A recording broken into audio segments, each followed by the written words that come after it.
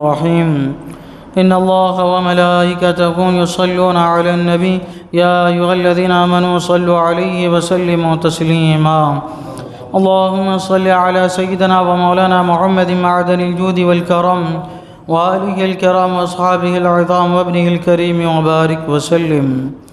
أعوذ بالله من الشيطان الرجيم. بسم الله الرحمن الرحيم. فلما بلغ مجمع بينهما نسيا حوتهما فاتخذ سبيله في البحر سربا فلما جاوزا قال لفتاه آتنا غداءنا لقد لقينا من سفرنا هذا نصبا قال أرأيت إذ أوينا إلى الصخرة فإني نسيت الحوت وما أنسانيه إلا الشيطان أن أذكره واتخذ سبيله في البحر عجبا قال ذلك ما كنا نبغ فارتدا على آثارهما قصصا. پھر جب وہ دونوں ان دریاؤں کے ملنے کی جگہ پہنچے اپنی مچھلی بھول گئے اور اس نے سمندر میں اپنی راہ لی سرنگ بناتی. پھر جب وہ راز وہاں سے گزر گئے موسیٰ نے خادم سے کہا ہمارا صبح کا کھانا لاؤ، بے شک ہمیں اپنے اس سفر میں بڑی مشقت کا سامنا ہوا.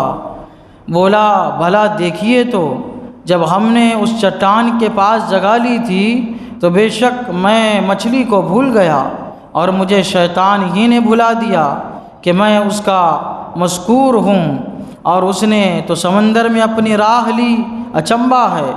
موسیٰ نے کہا یہی تو ہم چاہتے تھے، تو پیچھے پلٹے اپنے قدموں کے نشان دیکھتے. حضرت موسیٰ علیہ السلام اپنے خادم حضرت یوشع بن نون علیہ السلام کے ساتھ اب حضرت خضر علیہ السلام کی ملاقات کے لیے چل رہے ہیں. راستے میں حضرت موسیٰ علیہ السلام ایک جگہ تھکان کی وجہ سے سوئے اور جو مچھلی توشے میں انہوں نے لی تھی 1 گز سے تھوڑی کم اور چوڑائی میں 1 فٹ کے برابر تھی. تو حضرت یوشع یا تو چہل قدمی کر رہے تھے یا وضو فرما رہے تھے کہ آپ نے دیکھا کہ جس مچھلی کو انہوں نے پیٹ کے اندر کا سامان نکال کے اس کے آلائش نکال کے اس کو صاف کیا تھا، اس کو بھونا تھا اور راستے میں ایک جو جگہ اس کو کھایا تھا، تو وہی مچھلی جو بیدار ہوتی ہے اور اٹھتی ہے اور اٹھنے کے بعد وہ سمندر میں راستہ بناتی ہے. اور راستہ کیسا بناتی ہے؟ جہاں جہاں وہ سمندر میں راستہ بناتے چلی جا رہی ہے وہاں سے وہ راستہ بعد میں بند نہیں ہوتا ہے بلکہ وہ سرنگ کی طرح ویسے ہی قائم رہتا ہے، بلکہ اس نے سرنگ بنا لیا سمندر میں. جب حضرت موسیٰ علیہ السلام بیدار ہوئے اللہ کی حکمت سے حضرت یوشع کو یہ واقعہ بیان کرنا یاد نہ رہا. اب یہ لوگ چل رہے ہیں آگے. حضرت موسیٰ علیہ السلام نے یہ کہا تھا میں تو چلتا رہوں گا، مجھے اللہ کے اس نیک بندے سے ملاقات کرنا ہے، مجھے تھکان ہوگی، سفر کی مشقت مجھے پیش آئے گی، لیکن میں رکوں گا نہیں اور پلٹوں گا نہیں بلکہ میں حقبہ تک پہنچوں گا. حقبہ سے مراد مفسرین کرام فرماتے ہیں اگر بے مدت مجھے چلنا پڑے تو میں چلتا رہوں گا، 1 سال چلنا پڑے تو چلتا رہوں گا، 2 سال. بعد مفسرین نے فرمایا حقبہ 80 سال کو کہتے ہیں، اگر 80 سال تک مجھے چلنا پڑے تو میں چلوں گا اور اللہ کے اس نیک بندے سے میں ملاقات کروں گا. الغرض یہ کہ مچھلی اس سمندر میں اس نے راستہ بنایا اور چل دی اور حضرت یوشع کو یاد نہ رہا. اب بیدار ہوئے حضرت موسیٰ علیہ السلام، اب چل رہے ہیں. دوپہر کے وقت نکلے تھے، وہ دن گزرا، رات آئی، پھر دوسرا دن آیا، وہ بھی گزر گیا، پھر رات آئی، پھر صبح. حضرت موسیٰ علیہ السلام کو چلتے چلتے چلتے چلتے آپ کو کھانے کا بھی خیال نہیں تھا، بس مجھے ملاقات کرنا ہے اللہ کے اس نیک بندے سے، بس اسی خیال میں آپ چل رہے ہیں. چلتے چلتے جب تھکان زیادہ ہوئی اور بھوک کی شدت محسوس ہوئی تو آپ نے حضرت یوشع بن نون علیہ السلام کو فرمایا کہ لاؤ ہمارا ناشتہ. آپ نے کیا فرمایا؟ آتنا غداءنا، ہمارا صبح کا کھانا لاؤ، ہمارا جو ہے صبح کا کھانا لاؤ۔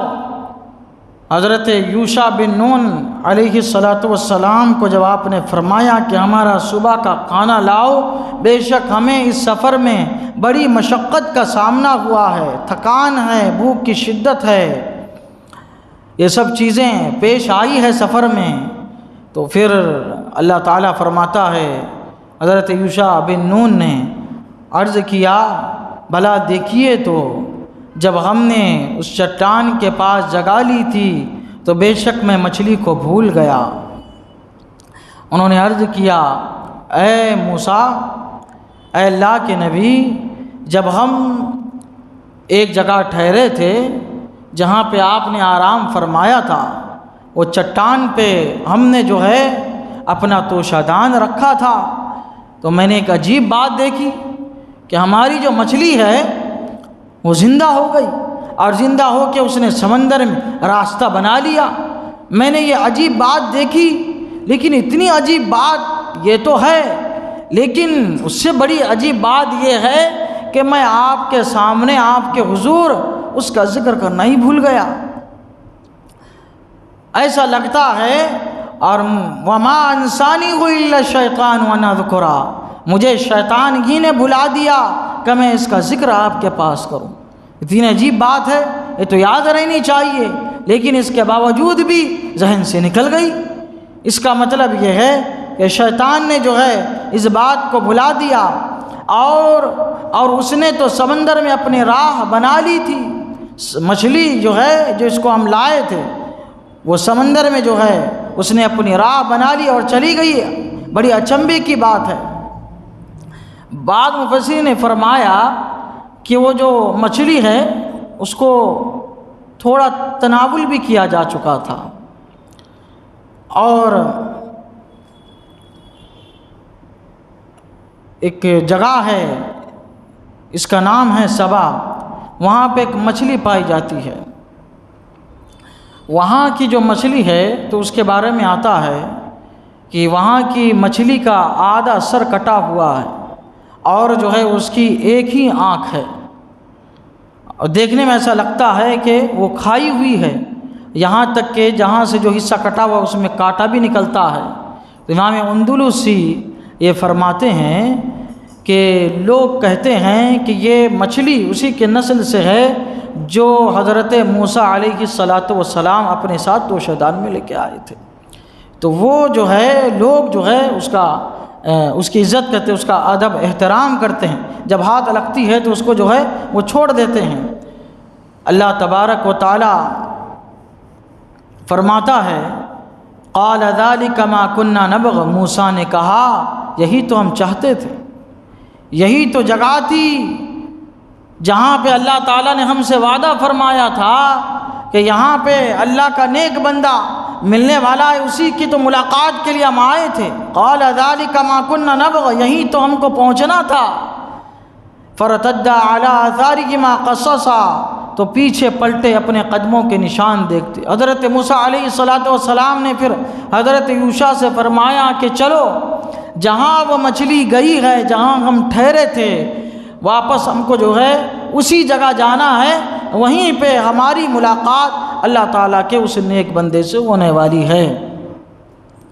پھر جو ہے واپس یہ لوگ جو ہے اسی جگہ پہ آئے۔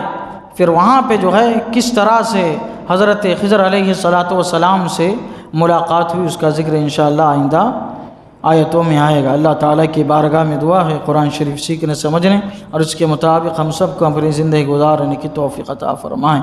اشہد ان لا الہ الا اللہ واشہد ان محمدا عبدہ ورسولہ، وصلی اللہ تعالی علی سیدنا محمد وعلی آلہ وصحبہ اجمعین برحمتک یا ارحم۔